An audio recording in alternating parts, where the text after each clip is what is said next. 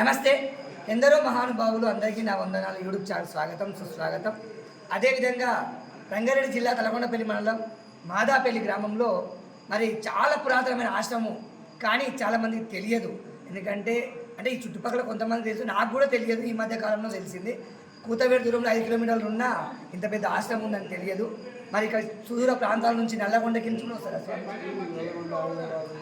మరి ఎక్కడెక్కడికి భక్తులు వస్తున్నారు ఈ ఆశ్రమానికి? మరి ఎంతమంది వరకు శిష్యులు ఉన్నారు అనేది ఒకసారి మన అజయ్ సార్ అని తెలుసుకునే ప్రయత్నం చేద్దాం. ఎందుకంటే ఆశ్రమం అసలు తెలిసినంత మనకు తెలియదు కనుక. జై శ్రీరామ్ స్వామి. మీ పేరు కొంచెం గట్టి చెప్పండి. ఇక్కడ ఆశ్రమానికి ఏ గ్రామాల నుంచి వస్తారు? ఇక్కడ నా పేరు అంజయ్య గారు. నేను చిన్నప్పటి నుంచి నేను ఇదే గ్రామంలో పుట్టాను, ఇదే గ్రామంలో పెరిగాను. ఈ పక్కనే గోశాల మా ఇల్లు, నా ఆశ్రమాలకు ఇతర చేశాను. నేను ప్రస్తుతం జిట్టు శాఖలో పనిచేస్తాను. మళ్ళీ ప్రోగ్రామ్స్ కుషాలు కాదు. అమ్మగారు సమాజంలో చిన్న పిల్లగారు. అప్పటి నుంచి మీరు ఆమె చూసారా? ఆమె చూశాను. కానీ 4 చిన్న వయసు. తర్వాత ఆమె సమాధి అయిన తర్వాత జగన్నాథ స్వామి తోటి మాకు ఎక్కువ పరిచయం. నేను అప్పటికి అంటే మీ వయసు పెద్దవాళ్ళు శిష్యుల వెంబడి తిరిగేవాళ్ళు, చేసేవాళ్ళు. హాస్టల్లో నా వెంబడి తిరిగేవాళ్ళు. నేను ఎక్కువ స్టడీ ఇక్కడనే వచ్చి ఇంటికెళ్ళి చదువుకునేది. అయితే ఆమె తపోబలంతో ఆమె అయిన తర్వాత జగన్నాథ స్వామి ఆజన్మ బ్రహ్మచారి అయింది. ఆయన కూడా ఆధ్యాత్మిక గురువుగా ఎత్తున్నాడు. చాలా మంది శిష్యులుగా చేశాడు. చేసిన తర్వాత ఆయన చనిపోయిన తర్వాత వాళ్ళ తపోబలంతో ఇంత పెద్దగా మేము చేయగలిగాం. ఈరోజు ఆరాధన ఎవరు సార్? జగన్నాథ స్వామి. జగన్నాథ స్వామి 12వ ఆరాధన.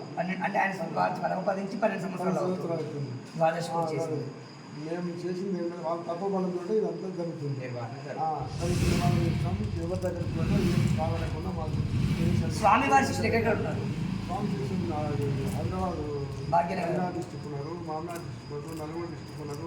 వస్తుంటారు అప్పుడప్పుడు మంది చేస్తున్నారు.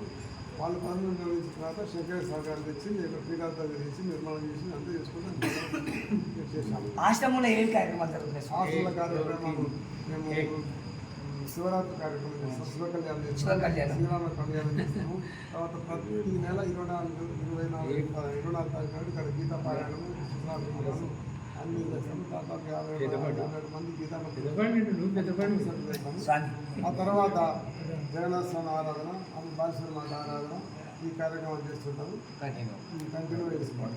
చివరిగా స్వామి, మరి ఇంత కష్టపడి ఇంత పెద్ద ఆశ్రమం చేసి ఇన్ని పురాతనమైన ఆశ్రమం కదా, చివరిగా ఒకసారి క్వశ్చన్ వేస్తాను, నేను ప్రశ్న అడగాలనుకుంటున్నా.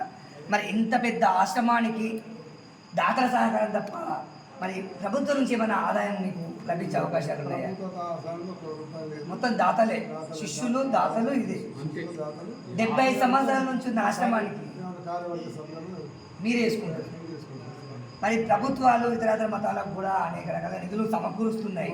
మరి ఇంత పురాతనమైన ఆశ్రమానికి కాస్తో కూస్తో కూడా ఇవ్వకపోతే ఈ మనకు అంత నాకు సరైనది కాదేమనిపిస్తుంది. చాలా మంది ఇంద్రులు తెచ్చాము, గ్రామ అధికారులు తెచ్చాము. కానీ ఎవరు కూడా వచ్చిపోయారు. వాగ్దానం చేశారు కాబట్టి రూపాయి పైసలు వాళ్ళ సొంతంగా వ్యక్తిగతంగా ఇచ్చి, కానీ ప్రభుత్వ పరంగా ఇలాంటి లోకల్ వాళ్ళ వ్యక్తిగతంగా ఇచ్చి చూడండి.